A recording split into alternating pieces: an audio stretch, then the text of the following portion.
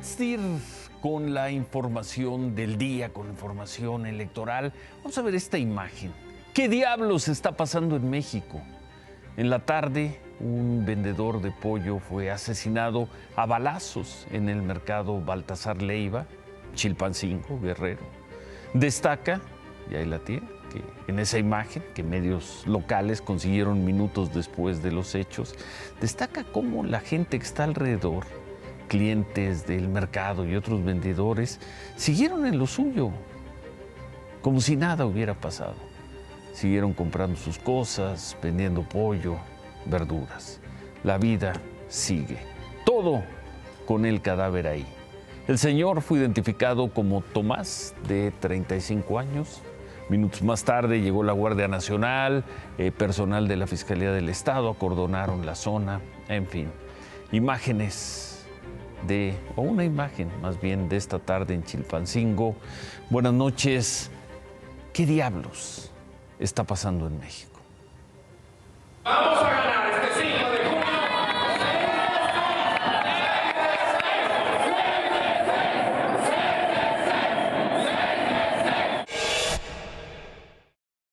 Morena no ganó las 6 elecciones de gobernador disputadas ayer, ganó 4, Quintana Roo, Oaxaca, Hidalgo y Tamaulipas.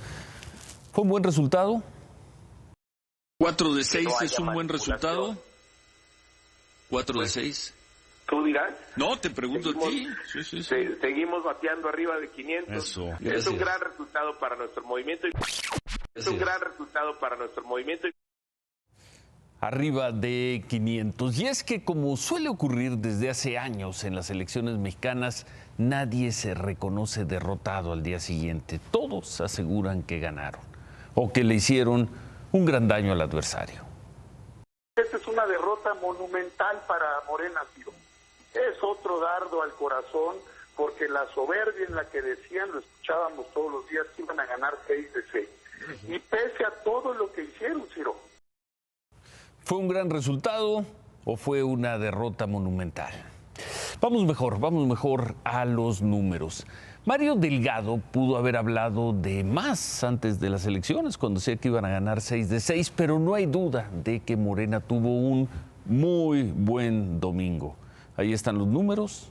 Arrasaron en Quintana Roo, en Oaxaca, en Hidalgo y ganaron con una buena ventaja en Tamaulipas.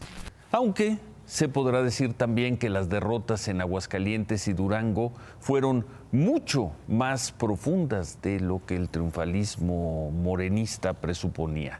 20 puntos en Aguascalientes.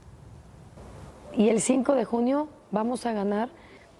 Sí van a ser 2 dígitos, pero van a ser más de 20 puntos. Y 15 en Durango. ¿Son esos números suficientes para aplacar una revuelta de la izquierda morenista, que al parecer no quiere tener ni un día más a Mario Delgado como presidente del partido? Algunas claves se van a poder ver el domingo en el mitin al que está convocando el propio Mario Delgado en Toluca. Asistirán Claudia Sheinbaum, irá Marcelo Ebrard, Adán Augusto López, Ricardo Monreal. Asistirá solo uno o 2 de ellos. No irá nadie, no irá ninguno. Como sea, en 4 años Morena ha ganado 20 gubernaturas, se puede decir que 22 con Morelos y San Luis Potosí. Es una cifra impresionante por donde se la quiera ver. 16 de esas 20 victorias caen en la cuenta de Mario Delgado. 16 victorias, 4 derrotas. Es cierto, está bateando muy por arriba de 500.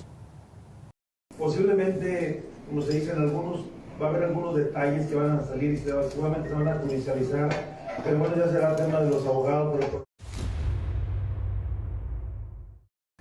Tamaulipas no se da por vencida la coalición. Tamaulipas requiere unos días más para el análisis, no tanto por el resultado, 6 puntos es una ventaja amplia, pero sí por las muchas impugnaciones que, según quienes van arriba y también, desde luego, quienes van abajo, aseguran que van a presentar. La coalición PAN-PRI-PRD habla de que los grupos criminales se apoderaron de al menos 5 municipios. Como sea, en ninguna entidad se registró una participación más alta. 53% de los tamaulipecos salieron a votar. Como sea, Tamaulipas fue la elección más concurrida y con la votación más cerrada. ¿Qué futuro le espera a la coalición PAN-PRI-PRD para las elecciones del Estado de México y Coahuila el próximo año? ¿Y qué futuro para la elección presidencial de 2024? Claro que hay tiro para el 24 y les vamos a ganar la presidencia de la República. Si hay tiro para el 2024 y Acción Nacional asume esa responsabilidad de construir los esfuerzos de la oposición. ¿En verdad hay tiro con los resultados de ayer?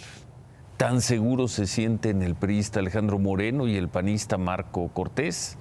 A juzgar por las palabras de los líderes de los partidos de la coalición, lo más claro de todo es que luego de la jornada de ayer, nadie les arrebató la voluntad de seguir compitiendo juntos, aunque ya solo les queden 8 estados.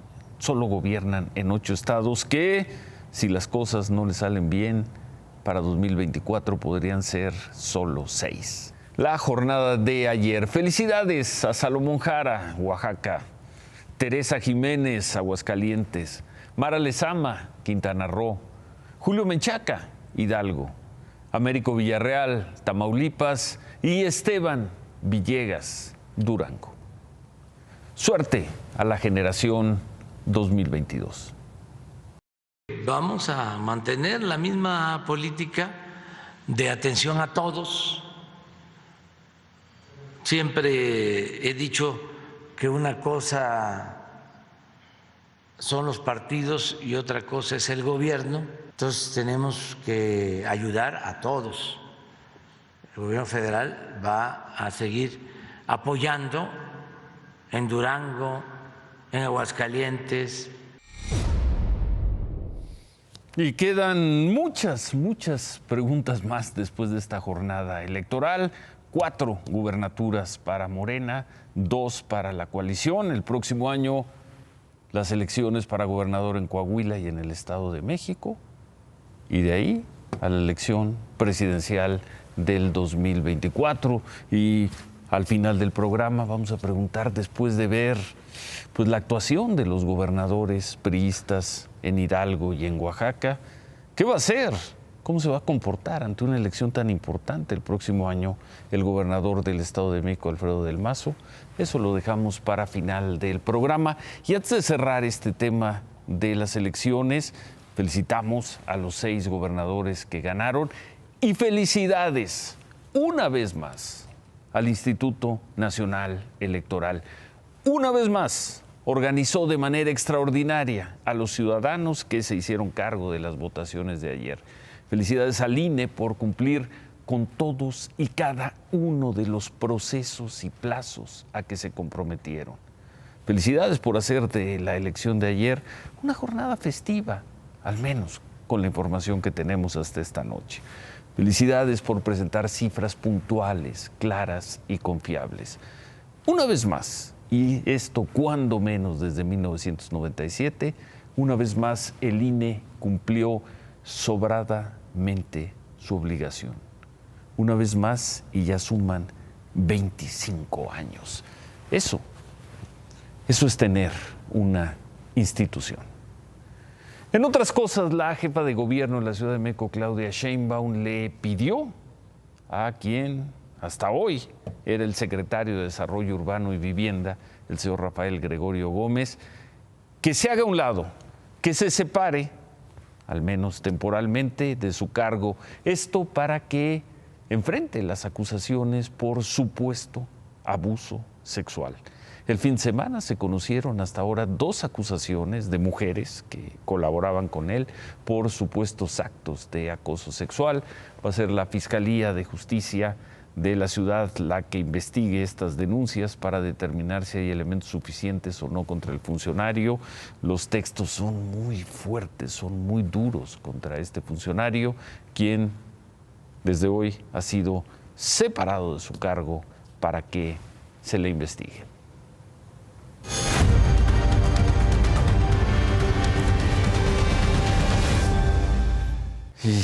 pues no muy lejos de estos temas, agentes ministeriales de la Ciudad de México detuvieron en la zona de Chapultepec a un holandés, acusado de supuestamente encabezar una asociación internacional de pedófilos.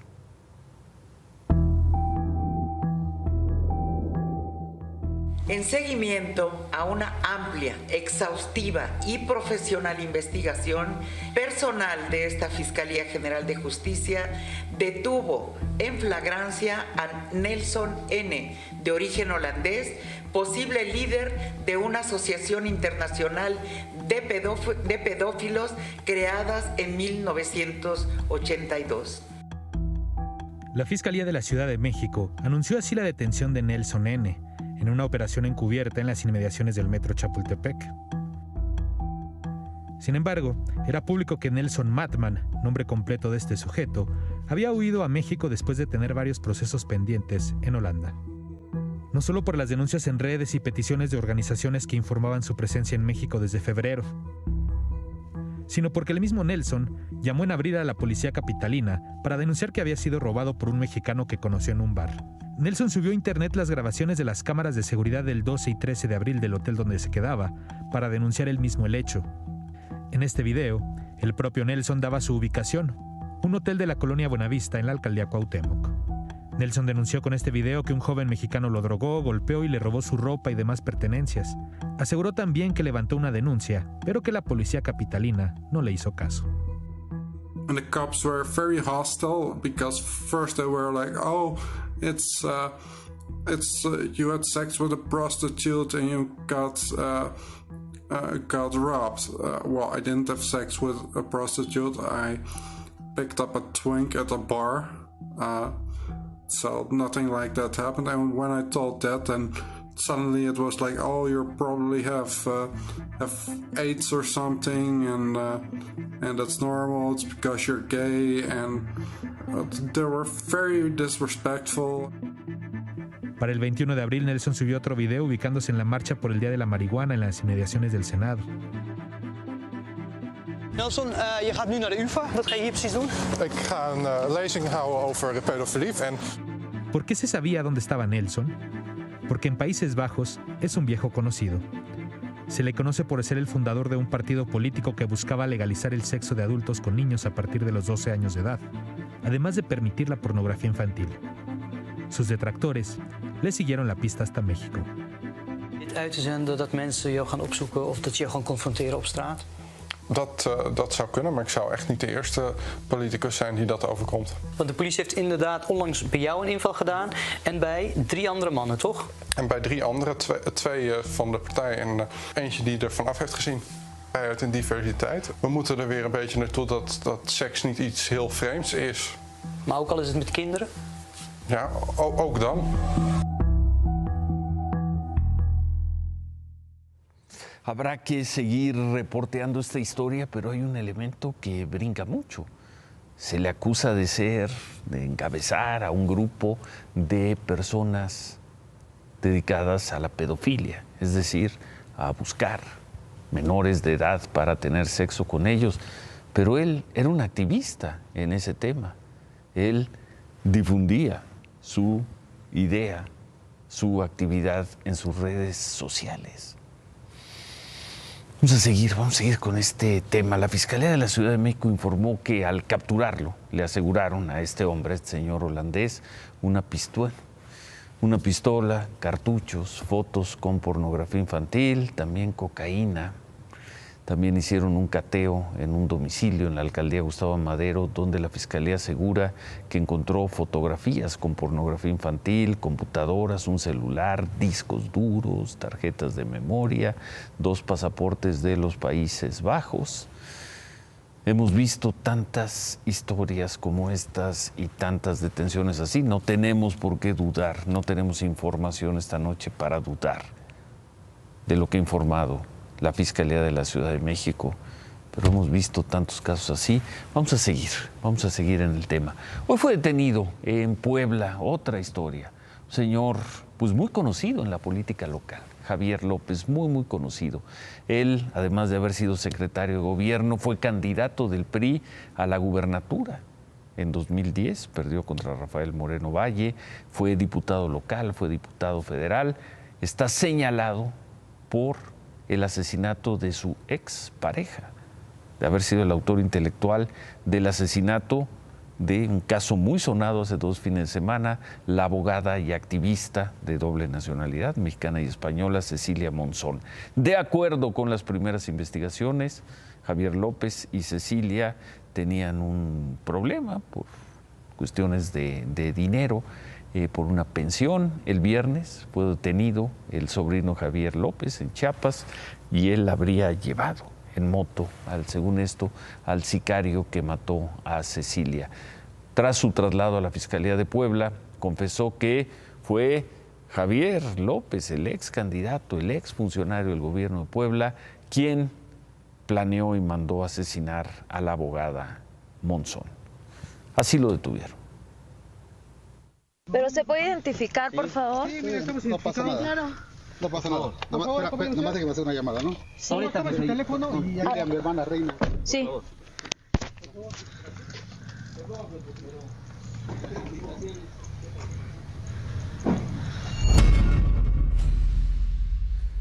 Y hablando de detenciones, esta noche la Fiscalía de Veracruz informó que fue detenido un hombre identificado como Armando, al quien apodan como el Tarascabo.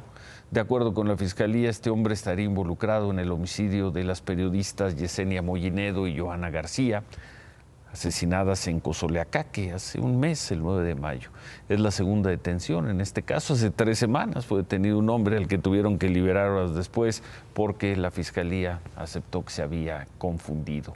Y bueno, para salir de estos temas, hace unas 3 horas fueron asesinadas 6 personas afuera de una escuela primaria, esto en la comunidad de Barrón, en Salamanca, Guanajuato. De acuerdo con testigos, los asesinos llegaron en motocicletas, dispararon contra estas personas que estaban en una junta ahí, en una reunión comunitaria. Antes, preliminarmente se estableció que 5 de las víctimas tenían entre 17 y 18 años. La 6ª víctima sería una persona mayor de 60 años. Y esta mañana fue asesinado Florencio Lara, hijo del alcalde de Villagrán, también en Guanajuato, del alcalde Juan Lara. De acuerdo con el ayuntamiento, el joven iba en su coche cuando otro auto que lo seguía lo chocó para detenerlo. Y lo de siempre, se bajaron personas armadas, le dispararon a él y a su esposa. El joven murió de inmediato. Su esposa, de nombre Mildred Alvarado, quien trabajaba en el ayuntamiento, murió horas más tarde en el hospital. Luego del asesinato, el gobernador Diego Sinue pidió al alcalde que la seguridad corra a cargo de la Fuerza de Seguridad del Estado, pues son ya muchos eventos de violencia ahí. Hasta el momento, hasta hace unos minutos, no había información sobre la respuesta del alcalde. En otras cosas, vamos a ver esto, porque aquí son 2 momentos. Vamos a ver el primero. Esta ocurrió en la tarde, una carambola, pues se dice que imágenes de al menos 20 autos. Esto en la autopista Puebla-Orizaba, con dirección a Veracruz. Murieron 2 personas, y se reporta cerca de 40 lesionados. El accidente fue en el kilómetro 176, a unos metros de la desviación a Acatzingo. De acuerdo con los primeros informes, el choque se debió a la mala visibilidad debido al humo por la quema de pastizales. La carretera sigue cerrada. Caminos y Puentes Federales informó que se tiene una fila de cerca de 25 kilómetros debido a este accidente. Bueno, y vamos a ver esta otra imagen. Hoy se dio a conocer se conoció este video de otro choque, pero este fue el viernes en la carretera Morelia-Salamanca, a la altura de la desviación de Sinapecuaro, esto en Michoacán. El conductor de una camioneta, de una Fiat blanca, se metió a la carretera en sentido contrario, así. Padrino, ¿por qué no llama a la policía por otro teléfono? Hijo de puta, bájalo, padrino. Déjeme, lo arrebaso de allá. No, padrino, va a agarrar una familia, pues. Y ni un cabrón abra a la policía. Ese güey ahorita que choque, padrino. Vamos a irnos atrás ahorita que choque. Ese güey va pedo. Con un pinche... Mire, ya. Mire. Párate. Mire nomás. Es hijo de puta, men. Párate. Déjeme, voy a ir a ver al hijo de puta ese. No, espérate. Párate. Toda su puta madre, padrino. Mire la pobre mujer, pues. ¿Qué es eso, pues, padrino? Ojalá que vive el pendejo ese para que lo pongan en el bote.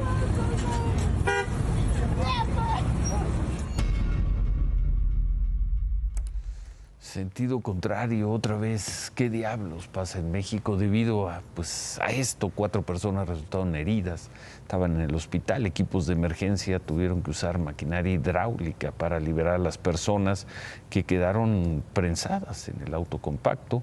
El conductor de la camioneta manejó poco más de 1 kilómetro en sentido contrario antes de chocar y al parecer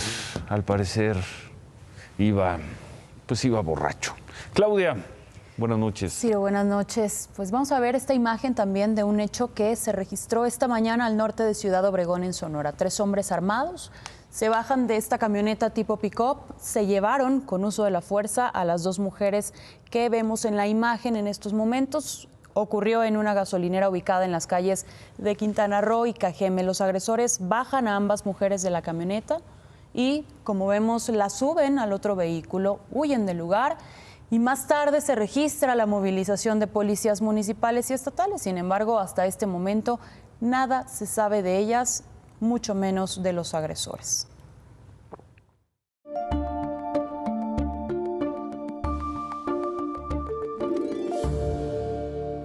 Y si hablamos de desapariciones, ¿qué pasó este domingo en la glorieta que antes albergaba La Palma en Reforma? Por un lado, una batucada que amenizaba un festival para celebrar la llegada del Ahuehuete, a la que durante más de un siglo fue conocida como la Glorieta de La Palma. Pero por el otro, vaya contraste lo que ya se prevía: decenas de activistas y familiares de personas desaparecidas exigiendo atención, exigiendo justicia para rebautizar el sitio como la Glorieta de los Desaparecidos.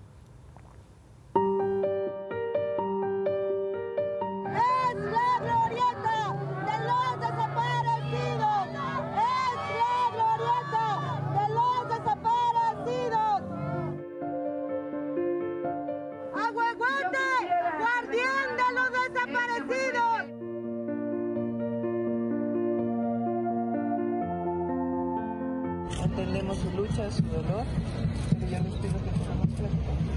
Le pedimos que instruya a toda su administración a que no quiten nuestras fotos, porque las han estado desapareciendo. Sí, yo lo sé. Y yo lo por que eso les queremos una disculpa por eso. Un espacio porque nos desaparecieron otra vez a nuestros familiares. No, pero no es eso. Pedimos que no puede haber fiesta cuando nuestro dolor esté aquí. Queremos que respeten la decisión. La glorieta, el nombre no está en negociación. Este es el momento para que usted respete esta decisión nuestra también. Pero es una decisión de la ciudad. Y de nosotras las familias tenemos desaparecidos. Es una decisión de la ciudad.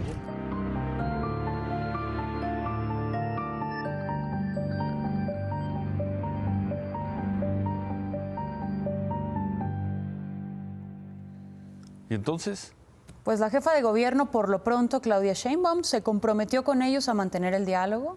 Dijo también que se va a reunir con los activistas, quienes le pidieron en reiteradas ocasiones el Ahuehuete sea nombrado guardián de los desaparecidos. Por lo pronto, esta noche luce así. Sigue ahí el memorial con las fotografías de algunos de los desaparecidos. El Ahuehuete y las fotografías. Así es, ahí tenemos en medio el Ahuehuete y alrededor las fotografías de algunos de los desaparecidos, de los familiares que llegaron ayer a protestar a esta glorieta. Y por lo pronto sí se queda. Por lo pronto, sí.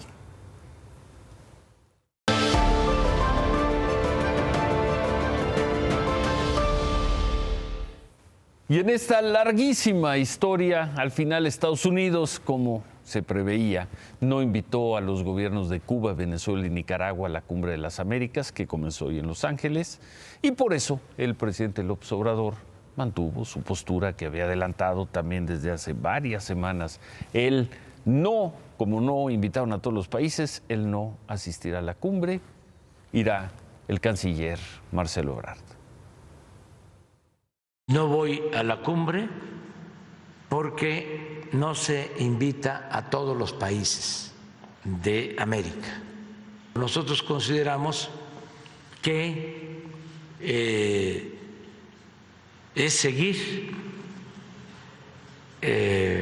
con la vieja política de intervencionismo, de falta de respeto a las naciones y a sus pueblos. El presidente dijo que tiene una muy buena relación con el presidente Biden, dijo que el presidente Biden es un hombre bueno, pero que el presidente Biden fue sometido a presiones, a muchas presiones para no invitar a los gobiernos de Cuba, Venezuela y Nicaragua. Mientras la Casa Blanca y el Departamento de Estado comentaron así la decisión del presidente López Obrador.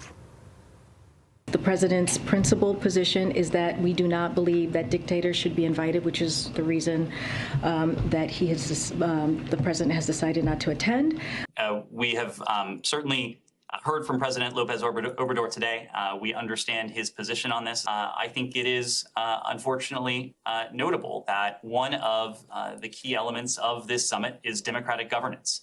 And these three countries are not exemplars, to put it mildly, of democratic governance. Pues no va el presidente López Obrador. Lo que sí informó hoy es que en julio se va a reunir con el presidente Biden allá en Washington. Por la tarde, la vocera de la Casa Blanca confirmó el encuentro. No hay una fecha, pero en julio estará de regreso en Washington el presidente López Obrador. Bueno, veamos rápidamente quiénes son los presidentes que confirmaron. Algunos de ellos ya están llegando a la cumbre. Está el de Argentina, el de Brasil, el de Canadá, el de Chile, el de Colombia. Los principales países de América Latina van a estar ahí. El de Ecuador, el de Perú, el de Paraguay, estará Costa Rica, estará Panamá. No los presidentes de Venezuela, Cuba, Nicaragua y México. Bueno, uno de los temas principales en esta cumbre será la migración y hay que hablar de ella porque la octava caravana migrante del año salió esta mañana de Tapachula, Chiapas, hacia el norte del país. Como en todas las anteriores, la queja que lleva a los migrantes a caminar es la lentitud del Instituto Nacional de Migración para atender sus trámites de estancia legal en nuestro país. Esta noche, por lo menos alrededor de 6,000 migrantes duermen ya fuera de Tapachula. Su objetivo, llegar hasta Ciudad Acuña en Coahuila, la puerta de entrada a los Estados Unidos.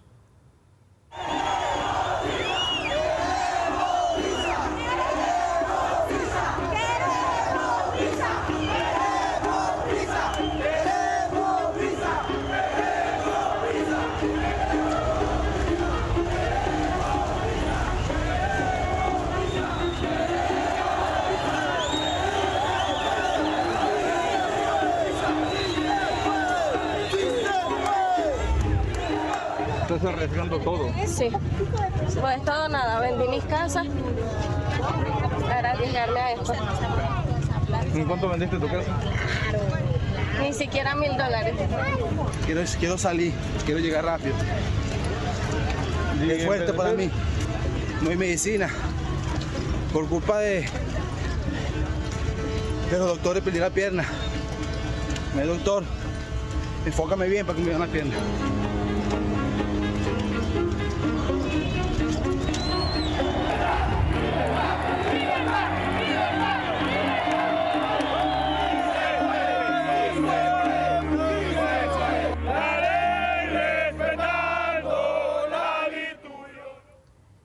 Bueno, y mientras miles de migrantes caminaban para salir de Tapachula, dentro de la estación migratoria Siglo XXI, ubicada en esta misma ciudad, otro grupo protestó por las condiciones de encierro en las que se encuentran. Un grupo de migrantes trepó a las bardas de la estación, se apostó en los techos y en el interior, se amotinaron para exigir a las autoridades que atiendan sus solicitudes de visa. Y luego de más de una hora de diálogo, la Guardia Nacional entró al lugar para controlar la situación.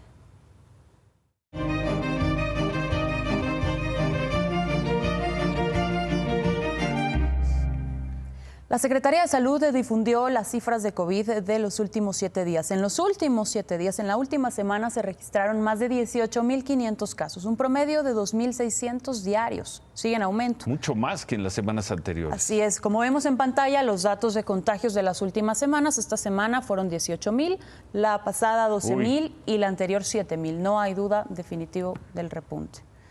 Y por estas cifras, la Secretaría de Salud informó que a partir de mañana van a regresar a los informes diarios de COVID. Aseguraron que el aumento de casos no ha tenido impacto, por fortuna, en hospitalizaciones, tampoco en defunciones. Pero sobre las defunciones, también informó que en los últimos 7 días se registraron 146, cifras ligeramente más altas que la semana pasada, pero más altas. Al final de cuentas, sumamos las cifras de la Secretaría de Salud y las del Registro Civil y ya son más de 498,000 las muertes confirmadas por las autoridades. 498,000 reconocidas. Así es. Y en información de última hora, la Fiscalía de Sonora confirmó que las 2 mujeres que fueron secuestradas en una gasolinera de Ciudad Obregón, la que acabamos de ver, sí, bueno, hace unos momentos, pues acaba de informar que ya fueron localizadas sanas y a salvo. Por lo pronto es lo que tenemos. Es Vamos lo único a ver que qué fue sabemos. lo que pasó. Quizá ya no nos dé tiempo en este programa, pero bueno, qué bueno. Así es. Ahora vamos a ver esta imagen también impresionante sobre lo que ocurrió precisamente allá en Cajeme. Mañana vamos a tener la crónica completa. Igual vemos si se les realiza alguna entrevista o hay una investigación más de por medio. Gracias, Claudia. A ti, Ciro. Gracias. Buenas noches. Gracias. Y antes de ir una pausa, un juez de control deja en la cárcel por lo menos un año al ex gobernador de Chihuahua, César Duarte. La audiencia comenzó el viernes, aquí informamos, y concluyó anoche. Fueron más de 36 horas. César Duarte enfrenta cargos por peculado y asociación delictuosa. La Fiscalía de Chihuahua lo acusa de haber desviado 96 millones de pesos. El juez consideró que hay riesgo de que se fugue y por eso lo dejan en prisión preventiva. Habrá otra audiencia el miércoles y también hubo información hoy sobre el caso de Emilio Lozoya, el exdirector de Pemex. La Fiscalía General de la República informó que Lozoya no ha cumplido con la reparación del daño en los 2 casos que lo mantienen preso, el caso de Odebrecht y el de agronitrogenados. Incluso, según la Fiscalía, en este último proceso ya se le embargaron bienes sometidos a extinción de dominio. Los 2 procesos contra Emilio Lozoya continuarán ya sin ningún beneficio procesal para él.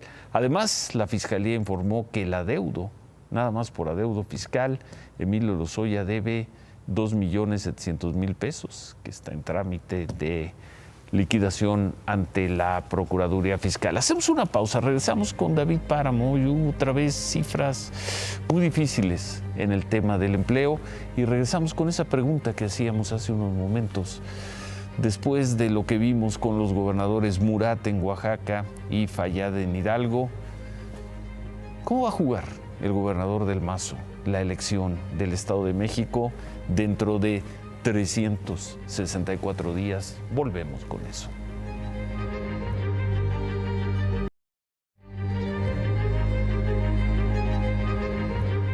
El Instituto Mexicano del Seguro Social informó que en mayo hubo una pérdida de 2,000, casi 3,000 empleos formales. De acuerdo con el Seguro Social, se debe en parte a la dinámica del empleo en el campo, que entre mayo y julio de cada año registra pues un descenso asociado con los ciclos agrícolas. En el año también se informó, se han generado 388,000 puestos de trabajo. Hasta finales de mayo había 21 millones de trabajadores afiliados al Seguro Social.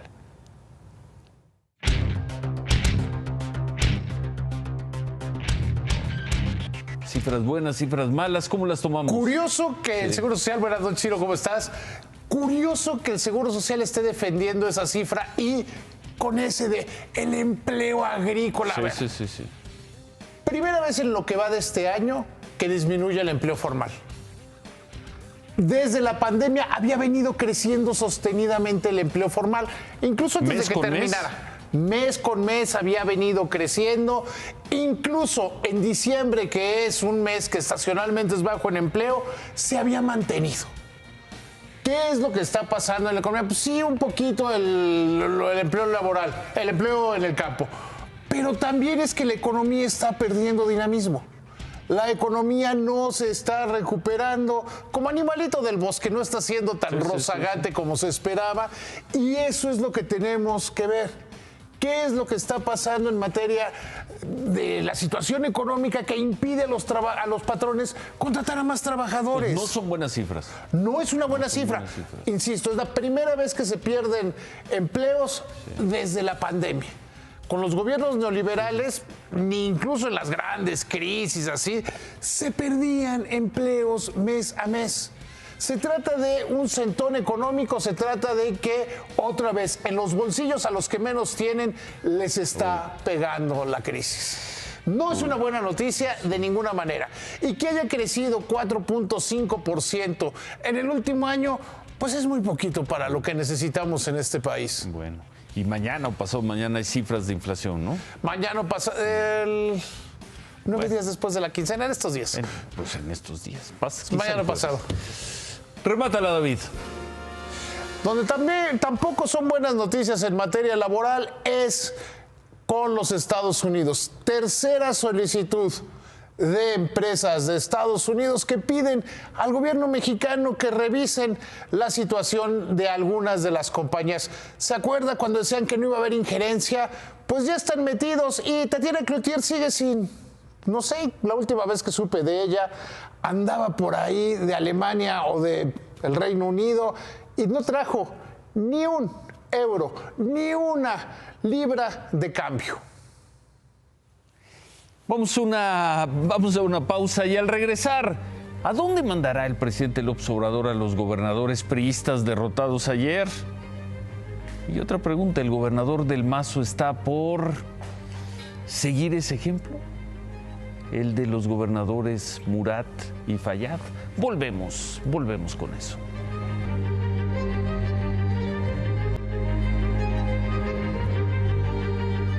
El presidente López Obrador dijo esta mañana que es probable que invite a colaborar a algunos de los gobernadores que pronto dejarán el cargo. No dijo a quiénes, pero pues difícilmente serán el de Tamaulipas, el de Aguascalientes o el de Durango. Por eso la pregunta es si los gobernadores priistas de Oaxaca, Alejandro Murat, e Hidalgo, Omar Fayad, se llevarán una buena recompensa política luego de las calamitosas derrotas de ayer, en ambos casos por más de 30 puntos. ¿Vendrán al gabinete? ¿Irán a embajadas codiciadas? Veremos si para ellos fue rentable haber sido arrasados.